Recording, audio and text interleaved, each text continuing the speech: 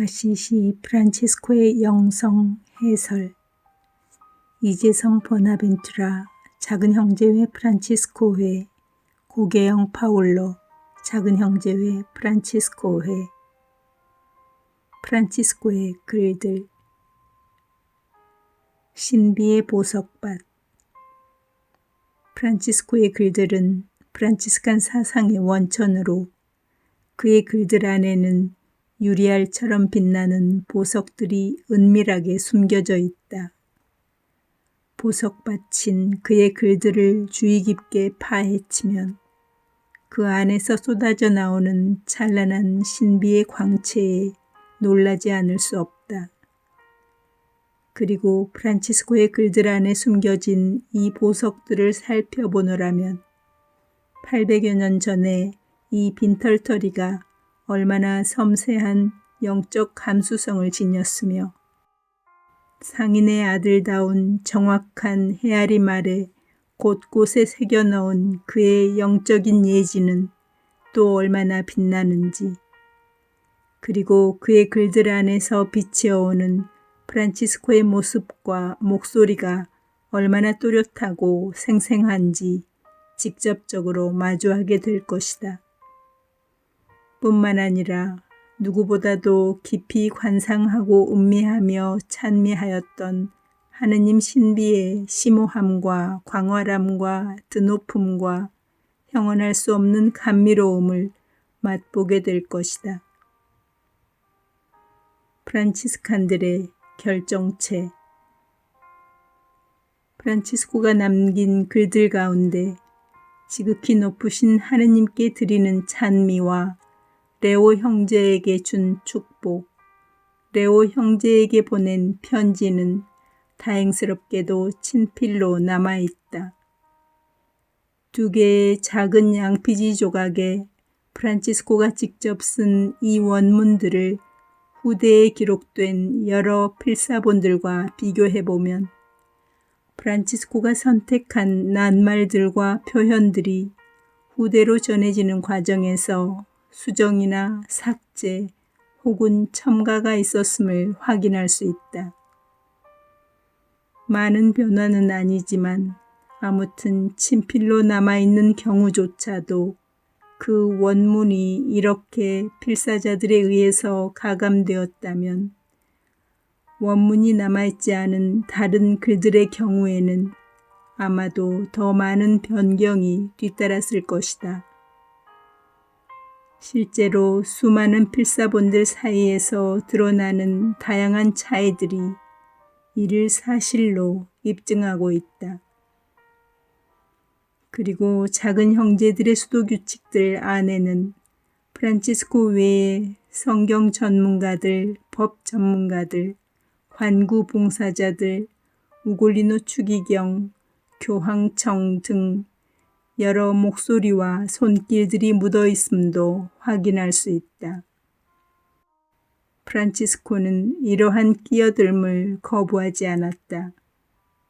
이러한 사실을 바탕으로 현재 우리에게 전해진 프란치스코의 글들은 프란치스코 한 사람만의 작품이 아니며 한편으로 보면 초기 프란치스칸들의 공동 작품이라고 볼 수 있다.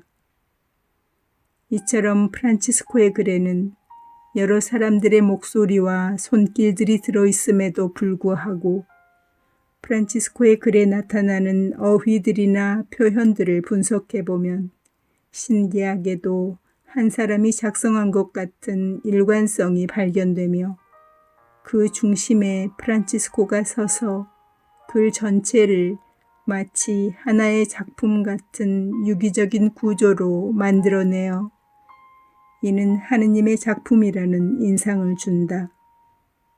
새 편집본에 실린 프란치스코의 글들은 기타의 받아쓴 글까지 포함하면 33편이 되는데 이 작품들 모두를 하나의 모자이크로 구성해 놓으면 각 작품들 단독으로서는 도무지 표현해낼 수 없는 놀라운 하느님의 이미지가 부각된다.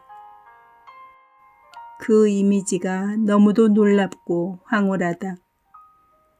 프란치스코가 이런 하느님의 신비를 관상하였나 하고 감탄하지 않을 수 없게 된다. 영적 여정이 담긴 글. 한 인간의 삶의 여정을 싣고 있는 전기들과 달리 프란치스코의 개인적인 삶과 얽혀있는 역사적 사건들을 알려주는 그의 글들은 유언을 제외하면 거의 전무하다고 할 수 있다. 그의 글에서 그의 사사로운 개인 사정을 발견할 수 없지만 반면에 얼마 되지 않는 그의 글들 안에 그의 영적 여정이 그대로 아로새겨져 있다. 그 가운데에는 작성 시기를 추정하기 어려운 글들도 있고 비교적 정확한 시기를 알 수 있는 글들도 있으며 대략적으로 어림잡아 볼 수 있는 글들도 있다. 이런 글들을 시대순에 따라 음미하면 프란치스코의 영적 여정이 어떻게 변화되고 심화되었는지 추적해 볼 수 있다. 그리스도교 영성사를 보면 하느님께 나아가는 영적 여정을 세 단계로 고찰하려는 하나의 흐름을 발견할 수 있다. 그 가운데 정화, 조명, 일치의 세 단계로 구성되는 소위 세겹의 길은 가장 전형적인 유형이라고 할 수 있다. 그리스도교 역사에서 정화, 조명, 일치라는 구분은 5, 6세기에 활동한 것으로 보이는 위 디오니시오에 의해 처음으로 나타나고 13세기 중후반에 와서 보나벤투라에 의해 신학적으로 체계화된다. 그런데 프란치스코의 글에는 이 세겹의 길이 명확하게 2번 나타나고 프란치스코는 형제회에 보낸 편지 50일에서 내적으로 깨끗해지고 내적으로 빛을 받고 성령의 불에 타올라 당신의 사랑하시는 아드님 우리 주 예수 그리스도의 발자취를 따를 수 있게 하소서라고 기도하는데 여기에서 깨끗해지고 빛을 받고 불타오른다는 표현은 세겹의 길에서 다루어지는 정화기, 조명기, 일치기와 정확하게 일치된다. 세겹의 길은 다음과 같이 주님의 기도 묵상 2에서도 찾아볼 수 있다. 주님, 당신은 빛이시기에 당신을 알아보도록 그들을 비추시나이다.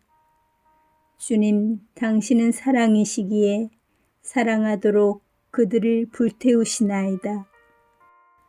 여기에서 비추시나이다와 불태우시나이다는 각각 조명의 단계와 일치의 단계에 해당된다. 다만 이 구절은 하늘에 계신 우리 아버지에 대한 풀이로서 이미 지상을 떠나 천상에 머무는 천사들과 성인들의 영적 여정을 다루기 때문에 정화기는 빠지고 조명기와 일치기만 나타나는 것이다. 적어도 2번은 암시적으로 나타난다.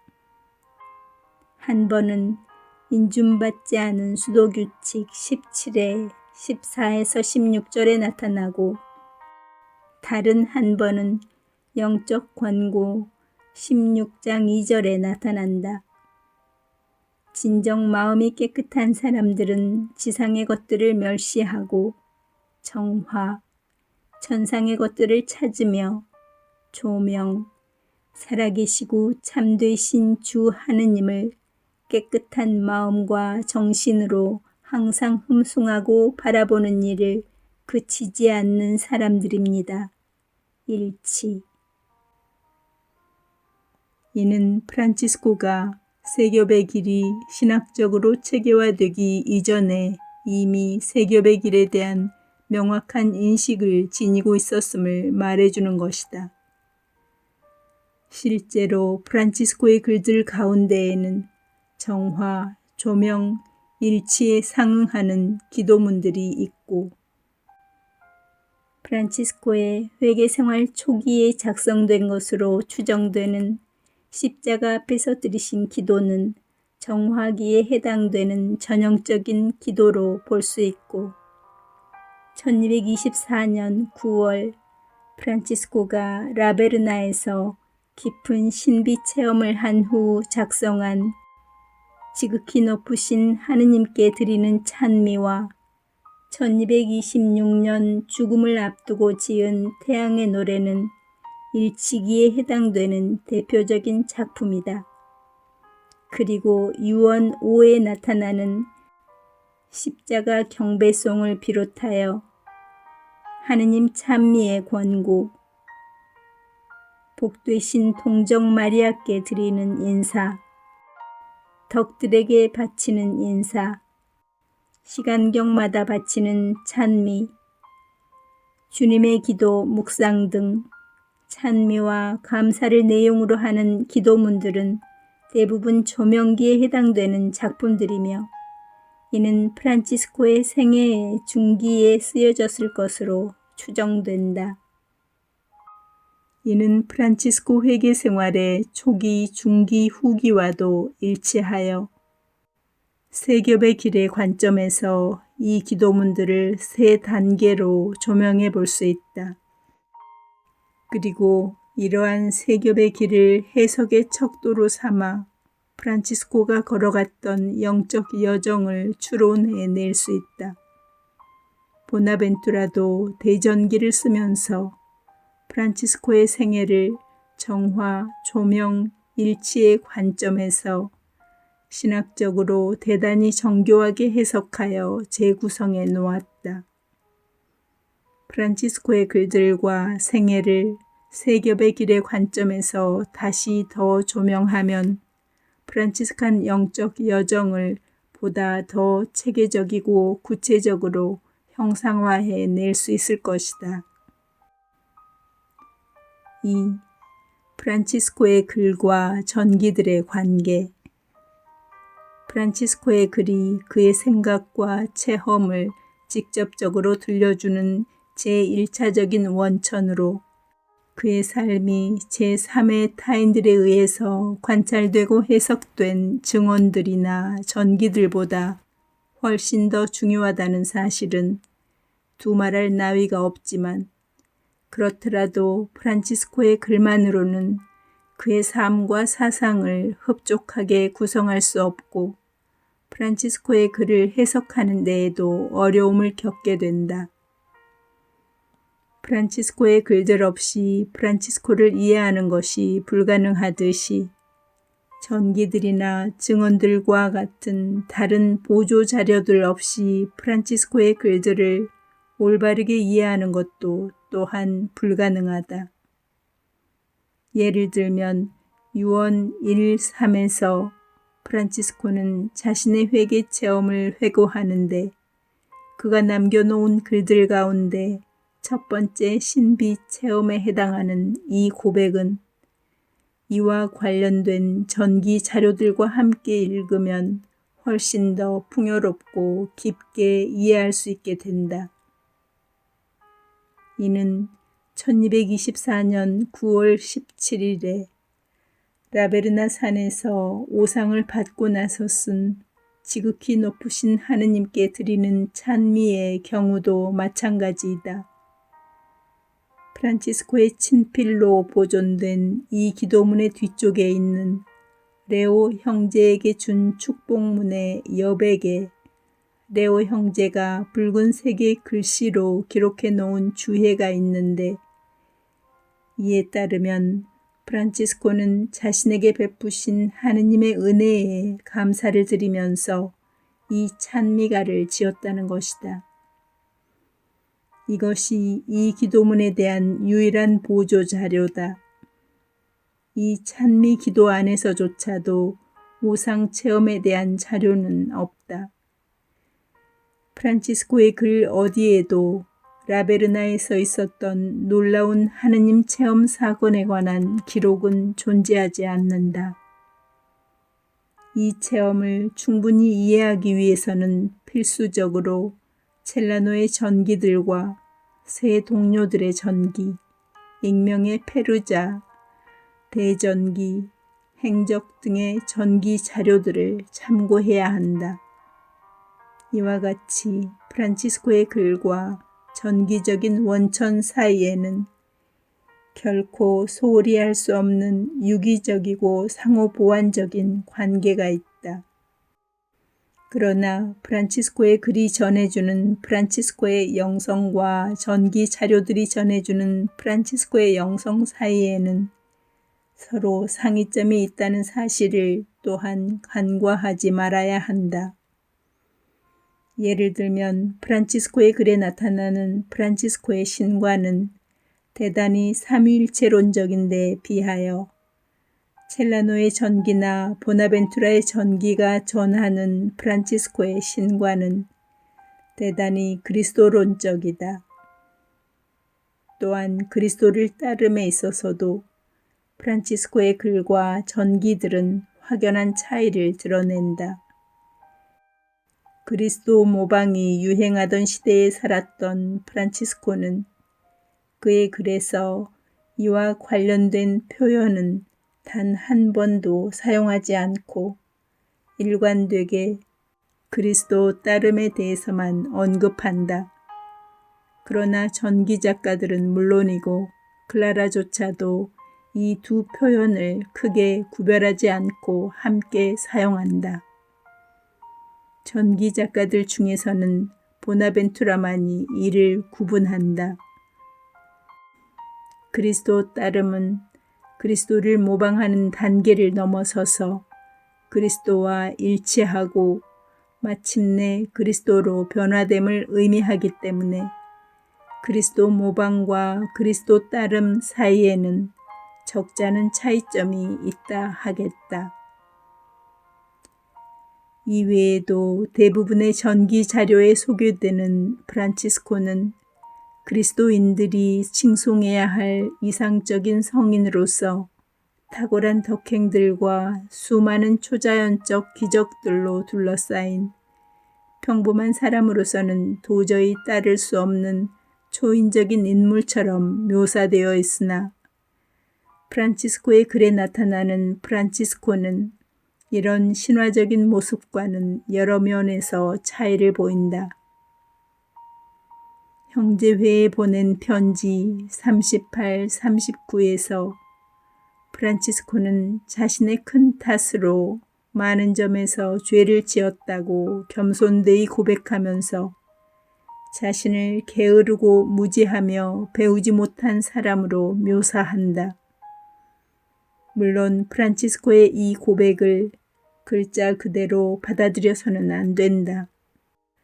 우선 중세에는 라틴어를 읽고 쓸 줄 아는 사람들이 그야말로 극소수였기 때문에 프란치스코는 사실상 소수 식자층에 속하였을 뿐 아니라 그가 남겨놓은 글들은 초논리의 논리와 초지성의 지성으로 하느님과 인간 그리고 우주의 신비 세계를 수학 정식이나 물리 법칙보다도 더 논리적으로 정확하게 펼쳐놓고 있기 때문이다. 프란치스코의 글이 전해주는 프란치스코의 모습은 평범과 비범, 일상과 비상, 투박함과 정교함, 부드러움과 강인함이 놀랍도록 잘 조화된 담백하고도 지극히 자연스럽다는 느낌을 준다.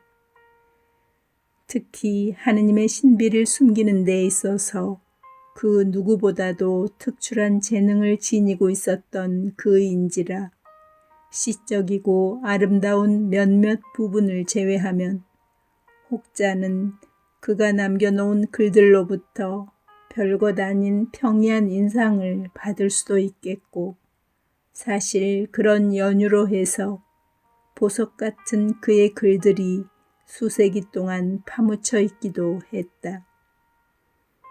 그렇지만 프란치스코의 글에는 못배어남과 예사로움이 섞여 있어서 한편으로는 놀라움과 감탄을 자아내면서도 다른 한편으로는 너무도 인간적인 그의 모습이 우리의 심금을 울리기도 한다.